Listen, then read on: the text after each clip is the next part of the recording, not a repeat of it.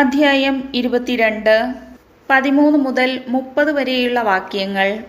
ദാമ്പത്യ വിശ്വസ്തത. വിവാഹം ചെയ്ത് ഭാര്യയെ പ്രാപിച്ചതിനു ശേഷം അവളെ വെറുക്കുകയും അവളിൽ ദുർനടത്തം ആരോപിക്കുകയും, ഞാൻ ഈ സ്ത്രീയെ ഭാര്യയായി സ്വീകരിച്ചു, എന്നാൽ അവളെ ഞാൻ സമീപിച്ചപ്പോൾ അവൾ കന്യകയായിരുന്നില്ല എന്ന് പറഞ്ഞ് അവൾക്ക് ദുഷ്കീർത്തി വരുത്തുകയും ചെയ്താൽ, അവളുടെ പിതാവും മാതാവും അവളെ പട്ടണവാതിൽക്കൽ ശ്രേഷ്ഠന്മാരുടെ അടുത്ത് കൊണ്ടുചെന്ന് അവളുടെ കന്യകാത്വത്തിനുള്ള തെളിവ് കൊടുക്കണം.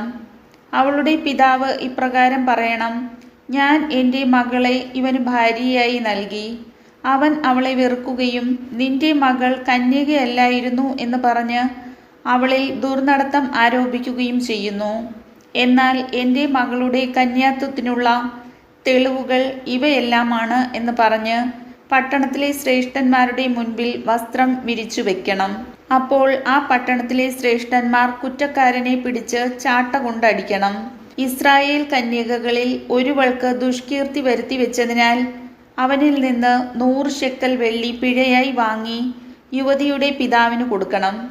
ജീവിതകാലം മുഴുവൻ അവൾ അവൻ്റെ ഭാര്യയായിരിക്കും.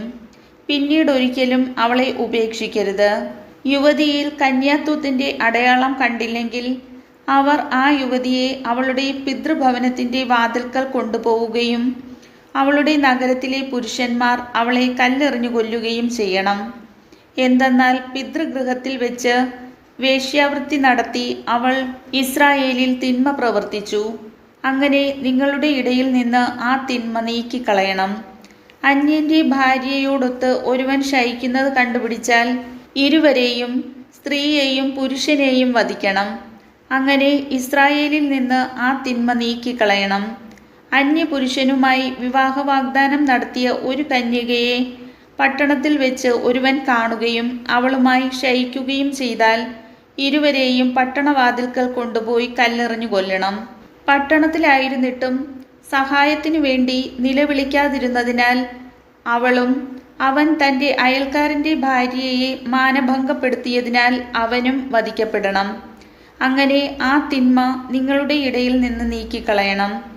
എന്നാൽ ഒരുവൻ അന്യപുരുഷന് വിവാഹ വാഗ്ദാനം ചെയ്തിരിക്കുന്ന ഒരു യുവതിയെ വയലിൽ വെച്ച് കാണുകയും അവളെ ബലാത്സംഗം ചെയ്യുകയും ചെയ്താൽ അവളോടുകൂടെ ശയിച്ച പുരുഷൻ മാത്രം വധിക്കപ്പെടണം. യുവതിയെ നിങ്ങൾ ഒന്നും ചെയ്യരുത്. മരണശിക്ഷാർഹമായ ഒരു കുറ്റവും അവളിലില്ല. അയൽക്കാരനെ ആക്രമിച്ചു കൊല്ലുന്നത് പോലെയാണിത്. എന്തെന്നാൽ അവൾ വയലിൽ ആയിരിക്കുമ്പോഴാണ് അവൻ അവളെ കണ്ടത്. വിവാഹ വാഗ്ദാനം നടത്തിയ അവൾ സഹായത്തിനായി നിലവിളിച്ചെങ്കിലും അവളെ രക്ഷിക്കാൻ അവിടെ ആരുമില്ലായിരുന്നു. ഒരുവൻ വിവാഹ വാഗ്ദാനം നടത്തിയിട്ടില്ലാത്ത ഒരു കന്യകയെ കാണുകയും ബലം പ്രയോഗിച്ച് അവളോടുകൂടെ ശയിക്കുകയും അവർ കണ്ടുപിടിക്കപ്പെടുകയും ചെയ്താൽ അവൻ ആ യുവതിയുടെ പിതാവിന് 50 ശെക്കൽ വെള്ളി കൊടുക്കുകയും അവളെ ഭാര്യയായി സ്വീകരിക്കുകയും ചെയ്യണം. എന്തെന്നാൽ അവൻ അവളെ മാനഭംഗപ്പെടുത്തി.